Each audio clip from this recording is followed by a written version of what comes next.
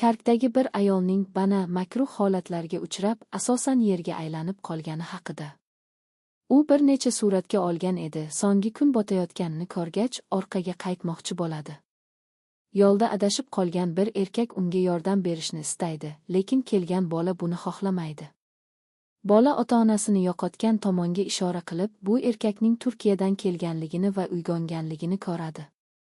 Erkak qayerga chopishni bilmaydi, kecha-kunduz farqini sezmaydi, ko'rganlarning haqiqiy yoki yo'qligini anglay olmaydigan holga keladi.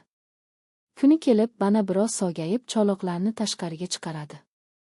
U tepadagi bolalarga bu yerdan chiqib ketishni buyuradi, ammo ular uning o'rniga shu yerda qolishni taklif qilishadi. Bana o'tirganida tepadan ovozlar eshitadi va bir qizcha uning qo'lidan ushlab turganini ko'radi. Ular qanday yordam kerakligini so'rashadi. Bana yerga yotganida tepadan arqon tushib keladi va uning og'zini bo'glashini so'ray boshlaydilar. Butun mahalla bolalari yigilib uning atrofida arqon silkitishni boshlaydilar.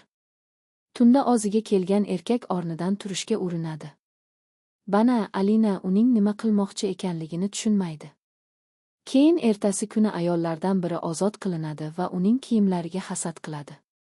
Kunlar o'tib, ular bir chekkada bog' yaratishga qaror qilishadi. Ovqatlanganlardan keyin ular mazza qilishadi. Oxirida bolalardan biri totachola ichayotgan erkakni ko'rsatib, bu yerda bolali bo'lishni yashaydigan ayol haqida gapiradi. Bana ayol bunga yordam berishni istaydi, lekin nima yetishmayotganini so'raydi.